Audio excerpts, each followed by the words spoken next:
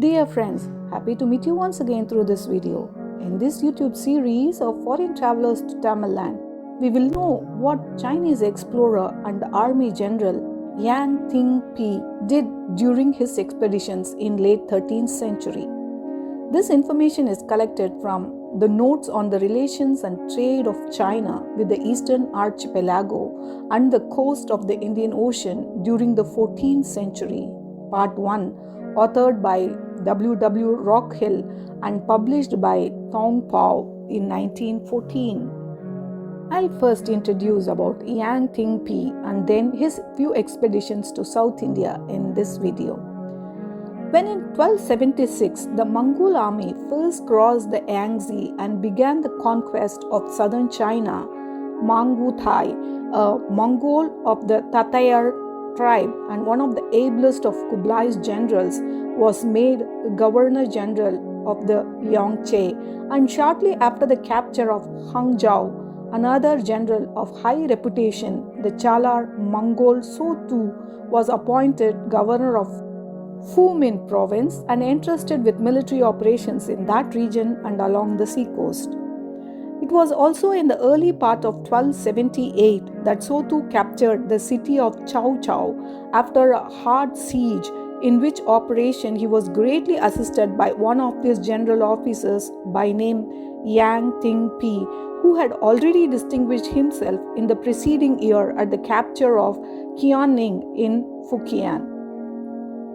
Possibly as a result of the arrival at the Mongol court on the 7th moon of 1279 of missions from Mabar, Coromandel coast where Pandya kingdom flourished, and Annam Chan Cheng, which presented the emperor with a live elephant and a rhinoceros, Yang Ting-pi, the able lieutenant of Sotu and now commander-in-chief in Kuntung, with the title of Daruga, was appointed imperial commissioner in the 12th moon of the year, early part of 1280, with orders to proceed to Kollam, Koilon, to invite the ruler Pinati Pandya to recognize Kublai as his liege lord and to send an envoy to China.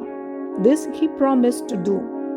In the early autumn of 1280, 8th moon, missions arrived at the Mongol court from Annam and Mabar bearing memorials from their rulers to the emperor. They presented as tribute valuable presents and, as in 1279, an elephant and a rhinoceros.